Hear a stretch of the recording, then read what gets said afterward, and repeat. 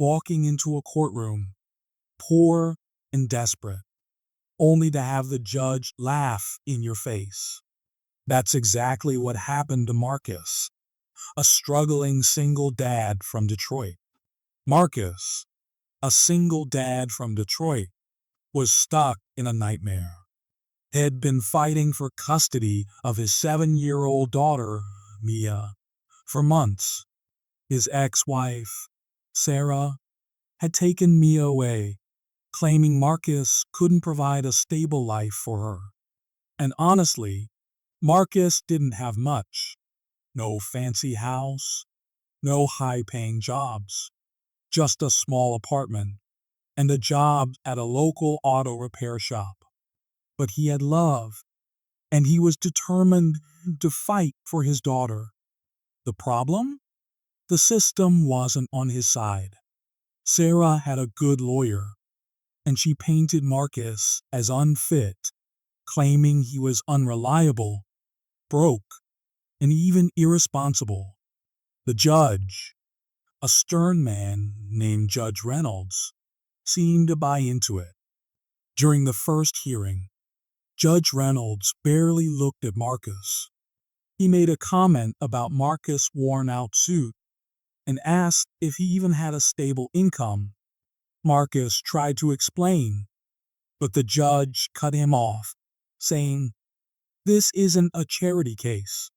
To make matters worse, Sarah's lawyer brought up every little mistake Marcus had ever made, like the time he was late picking Mia up from school because his car broke down. They twisted it to make him look like a bad father. Marcus felt like the whole room was against him. He didn't have the money to hire a top lawyer, and it seemed like no one was listening to his side of the story. But Marcus wasn't giving up. He knew Sarah wasn't telling the truth. She had been neglecting Mia, leaving her with random babysitters while she went out partying. Marcus had tried to bring this up before, but without solid proof. No one believed him. This time, though, he was prepared. Had spent weeks gathering evidence, texts, photos, even a video of Sarah leaving Mia alone at night. The problem was, would anyone even let him present it? Or would the judge just dismiss him again? Marcus walked into the courtroom that day, knowing it was his last chance to fight for his daughter. The courtroom was tense as Marcus stood up to present his case. His hands were shaking, but he held onto the folder of evidence like it was his lifeline. Sarah's lawyer had just finished painting Marcus as a deadbeat dad, and Judge Reynolds looked like he had already made up his mind. But Marcus wasn't backing down. He took a deep breath and started speaking. First, he pulled out a stack of text messages. These weren't just random texts. They were conversations between Sarah and her friends, where she openly admitted to leaving Mia with strangers so she could go out. Marcus had saved them for months, knowing one day they might come in handy. He handed copies to the judge and Sarah's lawyer. The lawyer tried to object, saying the texts were irrelevant, but Marcus calmly explained, "Your Honor, these show a pattern of neglect. My ex-wife has been putting our daughter in unsafe situations repeatedly." Next, Marcus presented bank statements. Sarah had claimed Marcus couldn't provide for Mia, but the statements showed something different. While Marcus had been working overtime to save up for Maya's school supplies and clothes, Sarah had been spending hundreds of dollars on nights out and luxury items. Marcus pointed this out, saying, "I may not have much, but every penny I earn goes toward my daughter's well-being." Then came the most damning piece of evidence, a video. Marcus had asked a neighbor to record one night when Sarah left Mia alone in the house. The video showed Sarah leaving at 8 p.m. and not returning until after midnight. Mia, just 7 years old, was seen crying at the window, waiting for her mom to come back. Marcus' voice cracked as he said, "This is what my daughter goes through when she's with her mother. I'm not perfect, but I would never leave her alone like that." The room was dead silent. Even Judge Reynolds, who had been so dismissive earlier, was now leaning forward, studying the evidence carefully. Sarah's lawyer tried to argue, but the damage was done. The truth was out, and it was undeniable. Marcus had turned the entire case around, not with money or fancy arguments, but with raw, undeniable proof of what was really happening.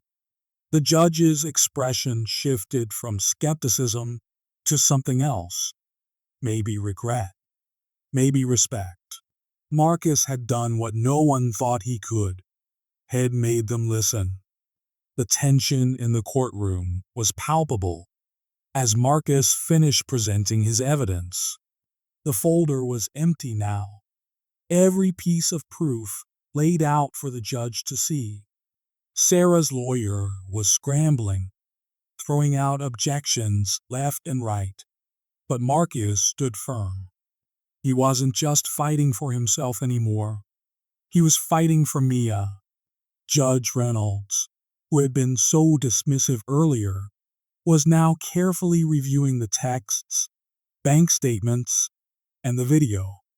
His face was unreadable, but the room could feel the shift. The snarky comments and condescending tone were gone. Instead, he leaned back in his chair, his eyes narrowing as he looked at Sarah. "Miss Carter," he said, his voice low but firm, "do you have anything to say about these allegations?" Sarah, who had been sitting confidently just minutes ago, now looked panicked. She stammered, trying to explain away the texts and the video, but her excuses fell flat. The judge wasn't buying it. He turned to her lawyer and said, "I've seen enough. This isn't about who has more money or a better lawyer. This is about what's best for the child." Then came the moment Marcus had been waiting for. Judge Reynolds looked directly at him and said, "Mr. Carter, I owe you an apology. I made assumptions based on appearances, and that was wrong. The evidence you've presented today speaks for itself. Your dedication to your daughter is clear." With that, the judge made his ruling. Marcus was granted full custody of Mia. The room erupted in murmurs, but Marcus didn't hear any of it. All he could think about was Mia, his little girl, who he could finally bring home. Sarah looked stunned, her lawyer quietly packing up his things. The judge, now visibly uncomfortable, adjourned the hearing and left the room without another word. Marcus walked out of the courtroom, the weight of the past few months finally lifting off his shoulders. He didn't care about the judge's apology or Sarah's reaction. All that mattered was that he had won.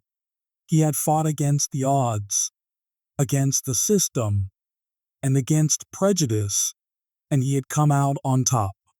For the first time in a long time, Marcus felt like he could breathe. Mia was coming home. If you believe in standing up for what's right, hit that subscribe button